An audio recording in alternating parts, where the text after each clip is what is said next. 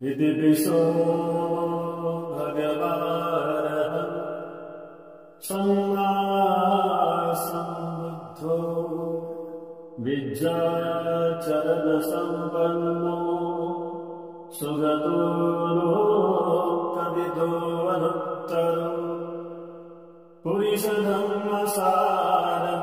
सत्ता देवमनुसारं बुद्धो भगवति।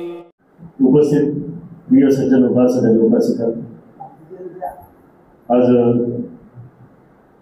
वर्षाभर धर्मपर्वामध्ये आपण या धर्मशिबिरासाठी उपस्थित आहोत. आपल्या सर्व उपासक उपासिकांचं आजचं भोजन दान आपल्या बुद्धविहाराच्या उपासिका अनुसया तुकाराम जावळे आणि परिवाराच्या वतीने इथे होत आहे. आज वेळातला वेळ काढून इथे आमचे कल्याण मित्र पूजनीय भिक्खू जन धर्मानंदजी थेरो उपस्थित आहे.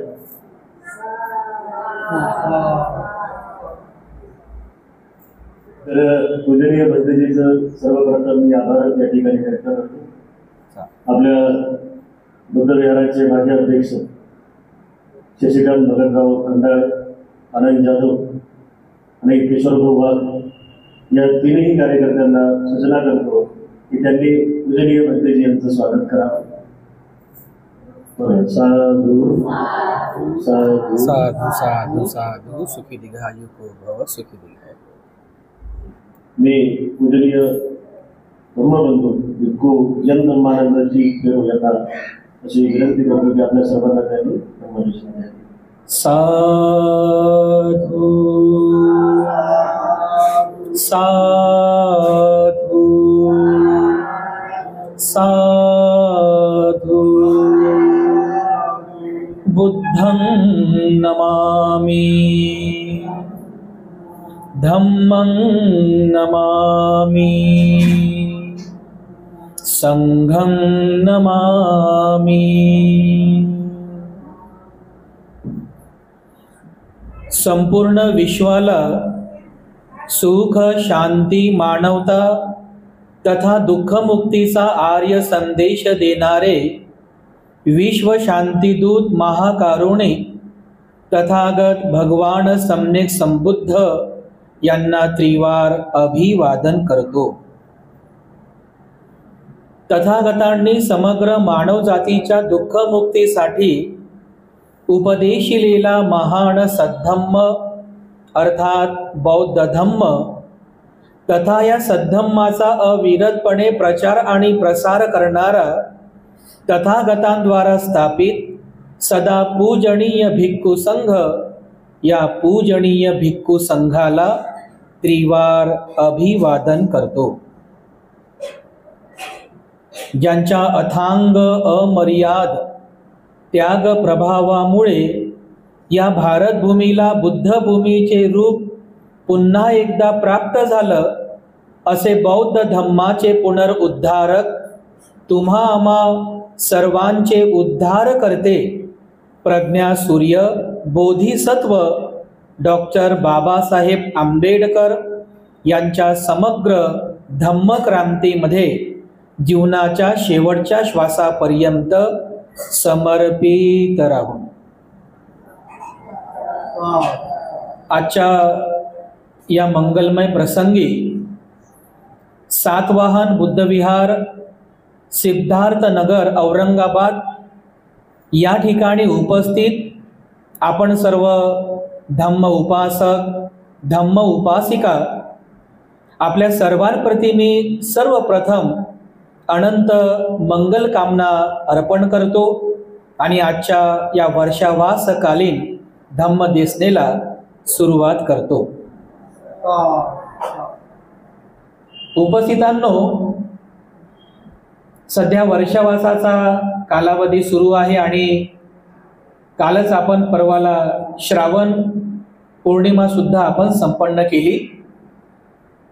म्हणजे वर्षावास होऊन आपल्याला आता 1 महिना पूर्ण झालेला आहे. आणखी 2 महिन्यांपर्यंत आपला हा वर्षावासाचा कालावधी असाच सुरू राहणार आहे.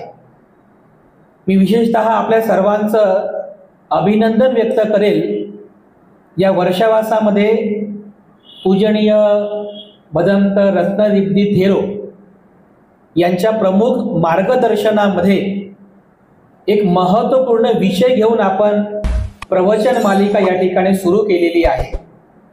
माझ्या समोर हा ग्रंथ ठेवलेला आहे, धम्मपद गाथा आणि कथा. अतिशय सुंदर हा ग्रंथ आहे. तसं धम्मपद हे पुस्तक छोटंसंच आहे. एका दिवसात काय तुम्ही एका तासामध्ये सगळ्या गाथा वाचू शकाल एवढं छोटंसंच पुस्तक आहे.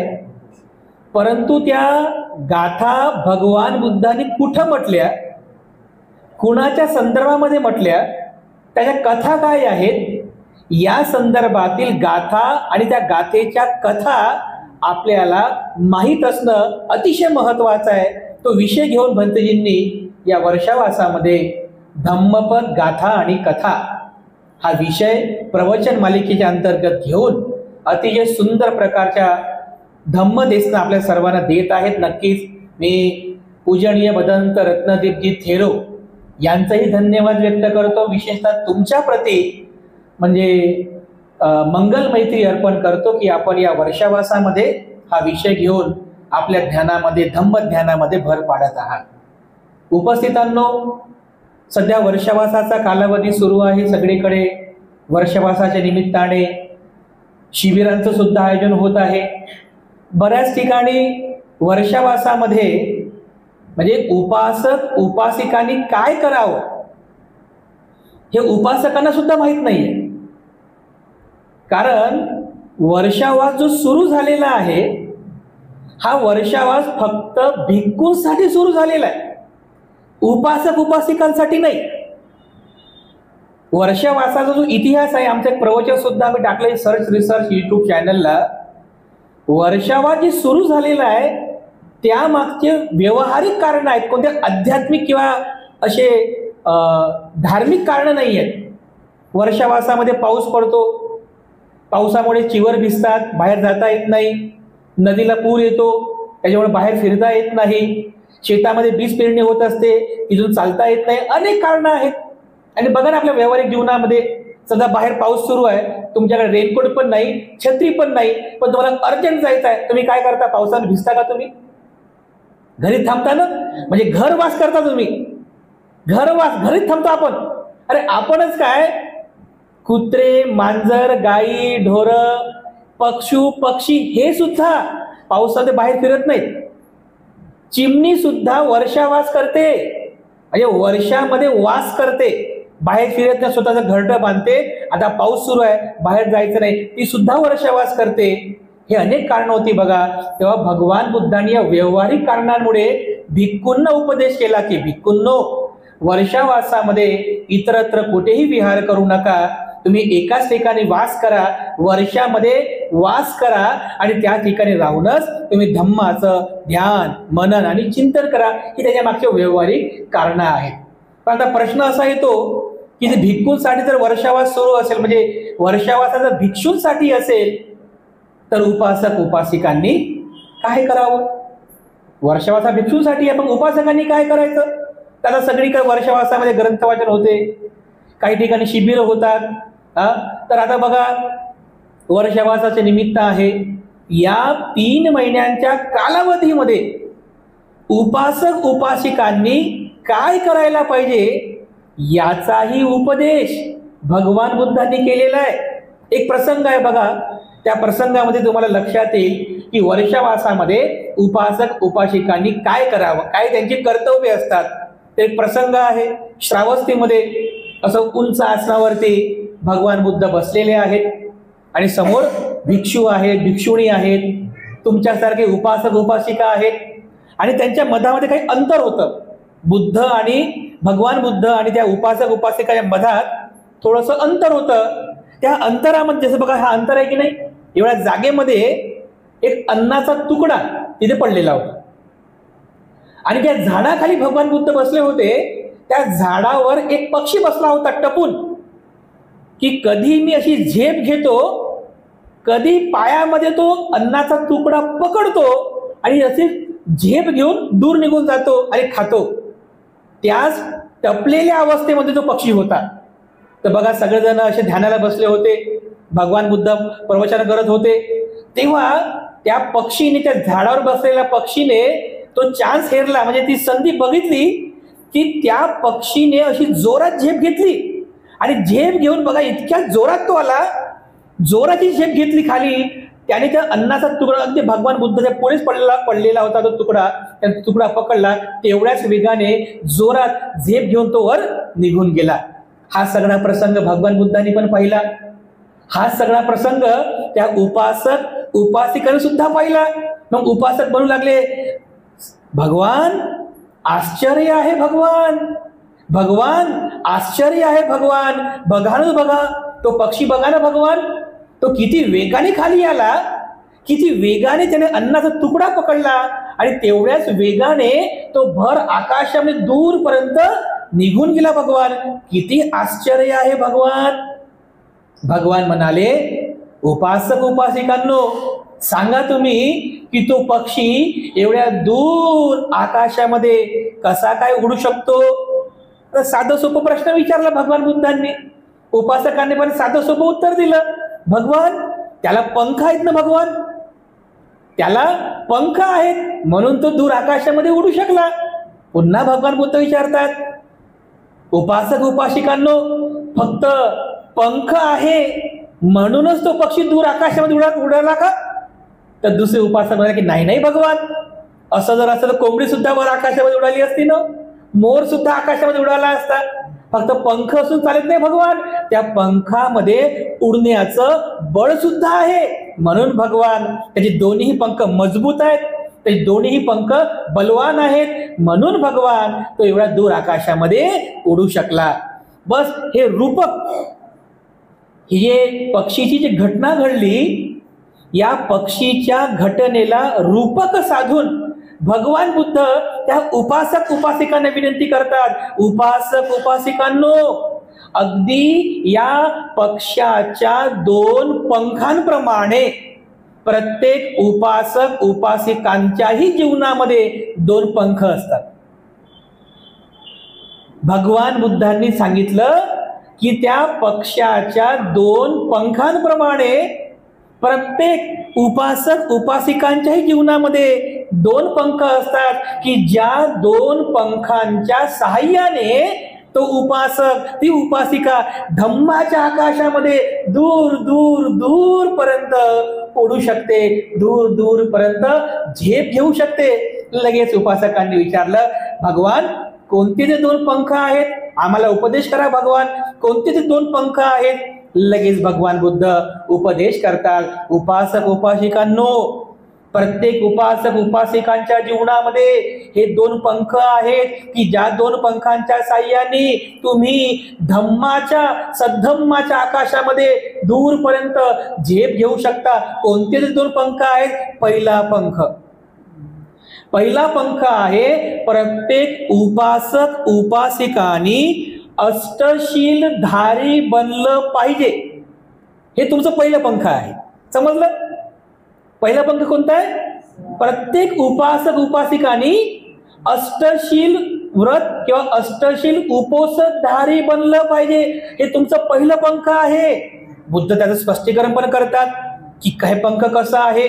तर जे उपासक आहेत उपासिका आहेत, तसं तुम्ही दैनंदिन जीवनामध्ये पंचशीलाचं पालन करता, बरोबर आहे? कारण तोच खरा बौद्ध उपासक आहे, जो पानाती पाता वेरमणी हिंसा करत नाही, अदिन्ना दाना वेरमणी चोरी करत नाही, कामे सुमिच्छाचार वेरमणी व्यभिचार करत नाही, मुसावादा वेरमणी असत्य भाषण करत नाही, सुरा मेरय मज्ज पमाद ठाणा वेरमणी मद्याचं सेवन करत नाही.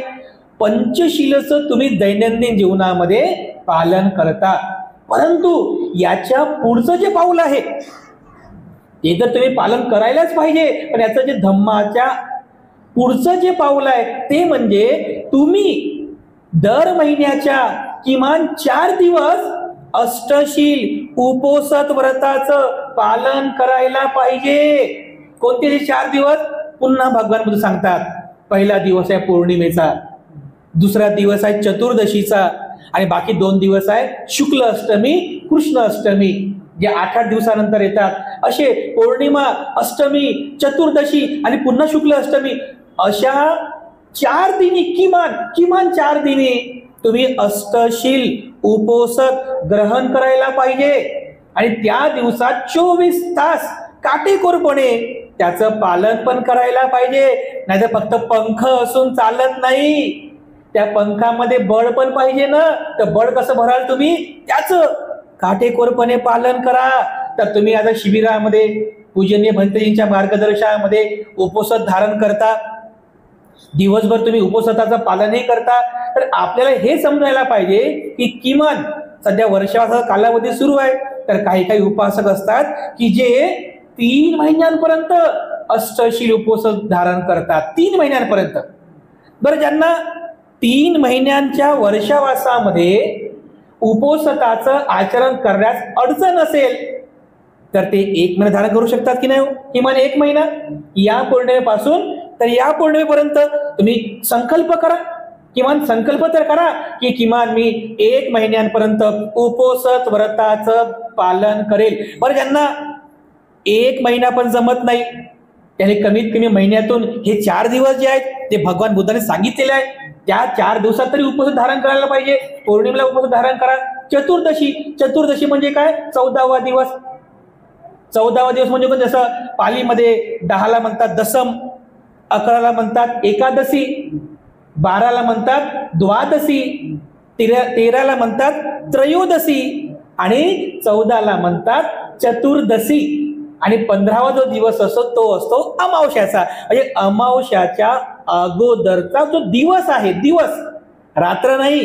रात्री झोपायसाठी असते आणि झोपेमध्ये कोणी पालन करत नसते. आपले दिवस पाहिजे जागृत होऊन, पूर्ण दिवसभर आपल्याला शील पालन करायचं जागृत होऊन, झोपेमध्ये नाही. म्हणून दिवस ठेवलेला आहे. चतुर्दशीचा दिवस, अमावस्येचा अगोदरचा चतुर्दशीचा दिवस, त्या दिवशी पालन करा. 2 अष्टमी आहे. किमान हे 4 दिवस तर तुम्ही पालन करू शकता की नाही. बरं, ज्यांना 4ही दिवस जमत नाही, 4 पण दिवस जमत नाही, त्याने कमीत कमी पौर्णिमेला आणि चतुर्दशीला तरी पालन करायला पाहिजे की नाही. किमान म्हणजे ज्याला आपण अमावस्या म्हणतो, पौर्णिमा आणि अमावस्या 2 दिवस पालन करू शकतात. बरं, ज्यांना 2ही दिवस जमत नाही, त्यांनी कमीत कमी पौर्णिमेला तरी त्याचं पालन करायला पाहिजे. उपासक उपासिका किमान पौर्णिमेला पण पालन करत नाही. पण ज्यांना पौर्णिमेला 1 दिवसही जमत नाही, त्यांना मी असं हातच जोडतो, बघा तो जमलो जाऊ दे, त्याला 1 दिवस पण जमत नाही, त्याला काय करावं मग. 1 दिवस सुद्धा आम्ही बस असंच करतो, बस तुझं मंगल हो, तू काहीच करू नको, तू तसंच राहा. 1 दिवस सुद्धा आपण पालन करू शकत नाही. आपले पंखाचं बळ मजबूत कसं होईल, आपले पंख मजबूत कसे होतील. हा एकच पंख आपला मजबूत होत नाही, दुसरा पंख तर आणखी बाकीच आहे. हा पंख मजबूत करायचा आपल्याला. तर भगवान बुद्ध म्हणतात, त्या विशाखेला उपदेश करतात की विशाखा म्हणजे एक व्यक्ती जर उपोषद व्रताचं पालन करत असेल तर त्याला चक्रवर्ती राजा एवढं त्याला सुख प्राप्त होते. चक्रवर्ती राजाची उपमा दिलेली आहे. कुणाला, त्या उपोषदधारीला. तो उपोषदधारी जो आहे त्याला एका चक्रवर्ती राजा जो असतो, त्या चक्रवर्ती राजाचं सुख त्याला प्राप्त होत असते. बघा, एवढं सुख या उपोषद पालनामध्ये आहे. कारण तो उपोषद पालन करणारा दिवसभर किंवा ज्या दिवशी त्याला आचरण करायचं आहे, तो आपल्या जीवनामध्ये त्यागाचा अनुभव करतो. त्याग आहे तो. म्हणजे एक जर उपासक असेल तर तो त्या दिवशी एका भिक्षूप्रमाणे जीवन जगतो. उपासिका असेल तर ती एका भिक्षुणीप्रमाणे जीवन जगते. तुम्ही नाही का याचना म्हणता ना, कोणती याचना आहे ती, अष्टशिलेची. गोकास अहंग भन्ते ती सरणेन सह अठ्ठांग समनागतं उपोसतशीलं धम्मं याचामी अनुग्रहं कत्वा शीलं देतमे भन्ते. याचा अर्थ काय होतो? पुस्तकामध्ये अर्थ दिलेला आहे, पण परिपूर्ण अर्थ नाही आहे. बघा, कोणत्याच पुस्तकात नाही, कोणत्याच पुस्तकामध्ये याचा परिपूर्ण अर्थच नाहीये. त्या शब्दशः अर्थ जाणला पाहिजे आपण. अठ्ठांग, 8 अंगाचं, अठ्ठांग समनागतं, बस हा शब्द महत्वाचा आहे. बघा बरं, तुमच्या पुस्तकामध्ये समनागतं याचा अर्थ दिलेला आहे का शब्दाचा? नाही दिलेला आहे. अरे त्या शब्दामध्ये उपोसताचा अर्थ दडलेला आहे समना गतं. समना, समना म्हणजे काय? समना म्हणजे श्रमण. श्रमण कोण? आपले भंतेजी, जे श्रमणा जीवनाचं पालन करतात. समना गतं, गतं म्हणजे जाणे, म्हणजे हे अठ्ठांग 8 अंगाने युक्त जे शील आहे समना गतं, श्रमण जीवनाकडे घेऊन जाणार. हे शील तुम्हाला कुठे घेऊन जात आहे? श्रमण जीवनाकडे, भिक्षू जीवनाकडे, भिक्षुणीच्या जीवनाकडे, त्यागी जीवनाकडे. हे समना गतं उपोसत. उपोसत याचा अर्थ होतो पवित्र. उपोसताचा अर्थ होतो पवित्र. एवढं हे पवित्र जीवन आहे. बघा ना, तुम्ही आजीवन संसारिक जीवन जगता, पण ज्या दिवशी तुम्ही उपोसत धारण केलं त्या दिवशी तुम्ही हिंसा करत नाही, हिंसा करणार नाही संकल्प करता. भिक्षूप्रमाणे चोरी करणार नाही हा संकल्प करता. त्यानंतर अब्रह्मचर्या, जसे आपले भिक्षू हे ब्रह्मचर्याचं पालन करतात, तर तुम्ही किमान त्या दिवशी ब्रह्मचर्य व्रताचं आचरण करता. मुसावादा वेरमणी, त्या दिवशी तुम्ही असत्य भाषण करत नाही, त्या दिवशी तुम्ही नशापान करत नाही, विकाल भोजन करत नाही. हे भिक्षूंचं आचरण आहे. हे श्रमण जीवनाकडे घेऊन जाणार तुमचं आचरण आहे. त्या दिवशी तुम्ही विकाल भोजन करत नाही, त्या दिवशी तुम्ही नच्च गीत वादित विसुक दස්සना माला गंध विलेपन धारण मंडन विभूषण ठाणा वेरमणी आहे. बघा तुम्ही एखाद्या भिक्षूकडे, कधी कोणता भिक्षू तुम्हाला अंगावरती सोनं चांदी घातलेला दिसला का? कधी कोणता भिक्षू तुम्हाला हातामध्ये कडे घातलेला दिसला का? कधी कोणता भिक्षू नाकात किंवा भिक्षूनी नाकामध्ये कानामध्ये काही घातलेलं दिसला का? नाही. नाचताना गाताना नच्च गीत वादित करताना विसुक दस्तन करताना माळा गंध विलेपन धारण करत नाही. अरे संसारिक जीवनाचे भोगविलासी जीवन आहे, भोगविलासी जीवन आहे. किमान त्या दिवशी तुम्ही या सगळ्या भोगविलासी जीवनापासून परावृत्त होऊन तुम्ही त्यागी जीवन जगण्याचा संकल्प करता. उंचा सैना महासैना, उंच आसनावरती महागड्या आसनावर तुम्ही विश्रांती घेत नाहीत, हे अष्टशील आहे. याला समनागतं. तर भगवान बुद्ध म्हणतात की उपासक उपासिकांनो, हे तुमचं पहिलं पंख आहे. या वर्षावासामध्ये तुम्ही या पंखाला अधिकाधिक मजबूत करण्याचा प्रयत्न केला पाहिजे. या पंखाला बलवान बनवण्याचा प्रयत्न केला पाहिजे. पंख होने से कुछ भी नहीं होता, पंखों में जान होनी चाहिए ना. फक्त आपण उपवास धारण करतो, काहीच करत नाही, आचरणच करत नाही. फक्त धारण करतो, आचरण करत नाही, त्याचं सुख तुम्हाला कसं प्राप्त होईल? म्हणून शील धारण करणे, त्याचं आचरण करणे हे सर्वाधिक महत्वाचं आहे. हे उपासक उपासिकांसाठी पहिलं पंख आहे. समजलं तुम्हाला? दुसरं पंख, पक्षाच्या दोन्ही पंखाप्रमाणे पहिलं पंख आहे की प्रत्येक उपासक उपासिकांनी वर्षावासामध्ये अष्टशील उपोषण व्रताचं पालन करावं. हा पहिला पंख आहे. आणि दुसरा पंख भगवान बुद्ध सांगतात की दुसरा पंख आहे की प्रत्येक उपासक उपासिकाने चतुपच्चय दायक बनण्याचा प्रयत्न केला पाहिजे. चतुपच्चय दायक, चतु म्हणजे 4, पच्चय म्हणजे प्रत्यय, दैनंदिन जीवनात वापरायच्या गोष्टीला प्रत्यय म्हणतात. चतुपच्चय दायक, चतुपच्चय दायक म्हणजे काय? 4 प्रकारच्या प्रत्ययाचं दान देणारे जे असतात त्यांना म्हणतात चतुपच्चय दायक. आता बघा तुम्ही किती पुण्यवान आहात. सुंदर बुद्धविहार पण आहे, पूजनीय भंतेजी पण आहे. चतुपच्चय दायक देण्याची संधी तुम्हाला उपलब्ध झालेली आहे. काही काही विहार तर अशी आहे की विहारच आहे, भंतेजीच नाही आहे. ते बिचारे उपासक उपासिका ग्रंथ वाचन करतात, पण पुण्य त्यांच्याकडून जे करायला चतुपच्चय दायक त्यांच्याकडून करताच येत नाही. तर चतुपच्चय म्हणजे काय? 4 प्रकारचे प्रत्यय. पहिलं प्रत्यय भोजनदान, भिक्षूंना भोजनदान दिलं पाहिजे. दुसरं चिवराचं दान, भिक्षूंना आपण चिवराचं दान दिलं पाहिजे. तिसरं औषधीचं दान, भिक्षूंना आपण औषधीचं दान दिलं पाहिजे. आणि चौथं निवासनाचं दान, म्हणजे राहण्यासाठी कुटी किंवा आसन वगैरे, बेडशीट वगैरे, ह्या सगळ्या गोष्टी राहण्यासाठी.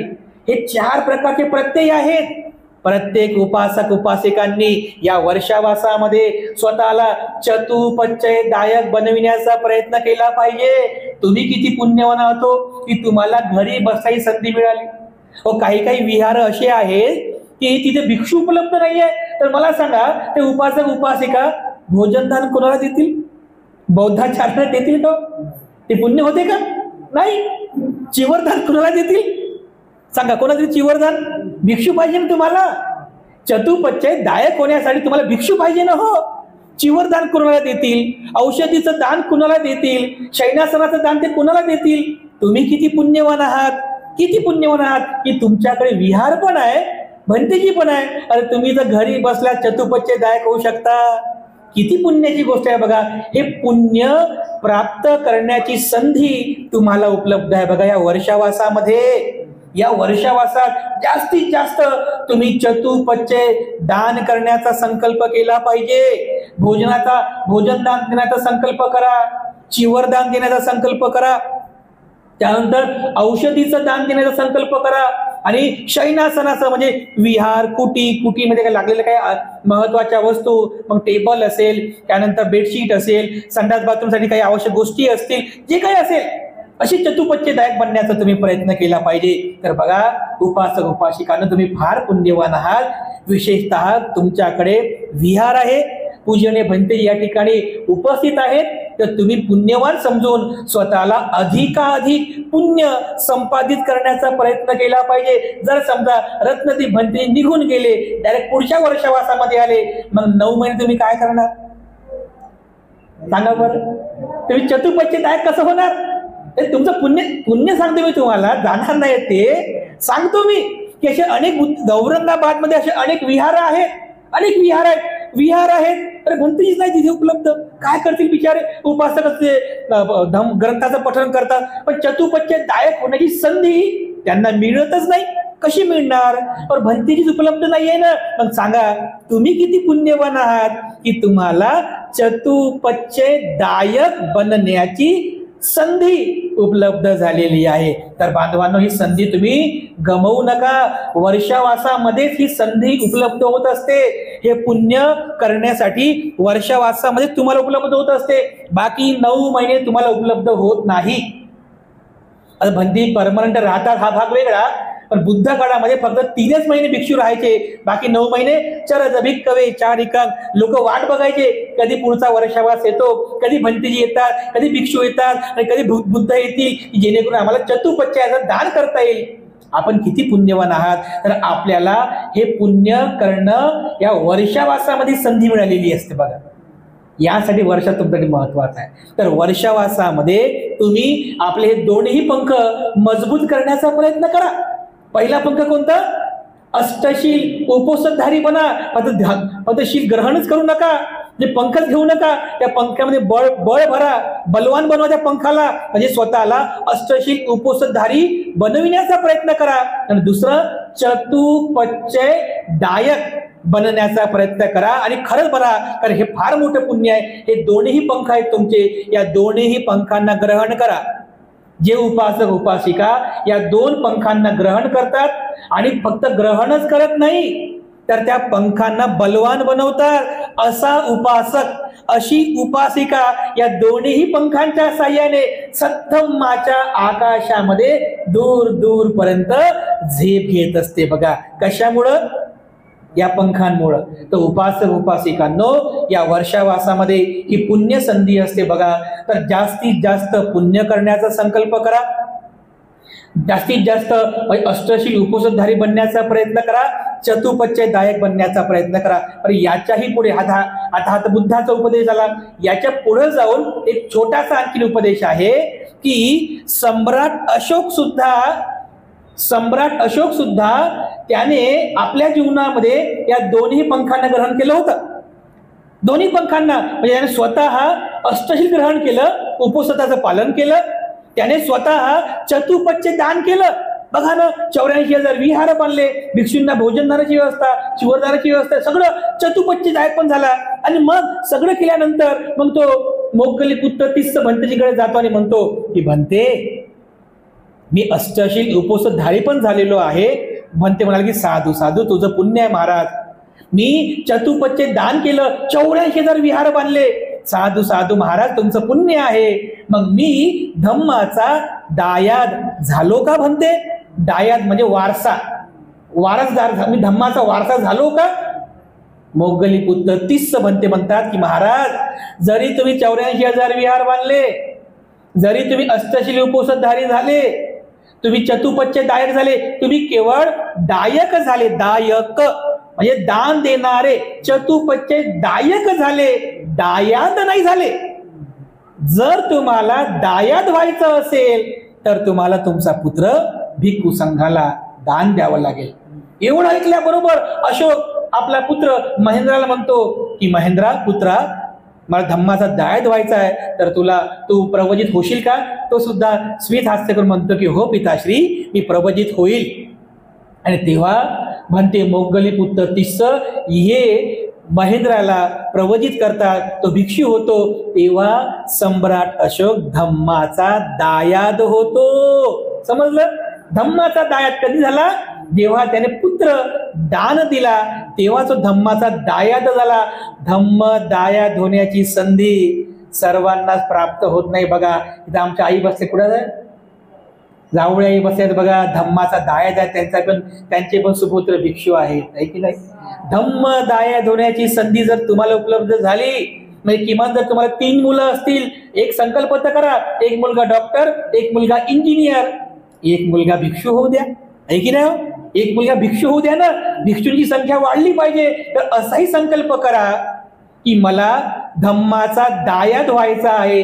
जर धम्माचा दायाद जरी होत आलं नाही तर स्वतःला असं कमी नका समजू, तुम्ही महापुण्य प्राप्त करू शकता. पण कधी वर्षावासामध्ये हे दोन्ही पंख अष्टशील उपोषणधारी बनण्याचा प्रयत्न करा आणि चतुपच्चे दायक बनण्याचा तुम्ही सर्वांनी नेहमी प्रयत्न करावा. या वर्षावासामध्ये ही संधी तुम्हाला उपलब्ध झालेली आहे. तेव्हा मी या वर्षावासाच्या निमित्ताने तुम्हा सर्वांप्रती अनंत मंगलकामना अर्पण करतो. आज आपल्या सातवाहन बुद्ध विहारामध्ये 1 दिवसीय धम्म शिबिराच्या निमित्ताने पूजनीय भंते रत्नदीपजी थेरो यांच्या मार्गदर्शनामध्ये आपले शिबिर सुरू आहे.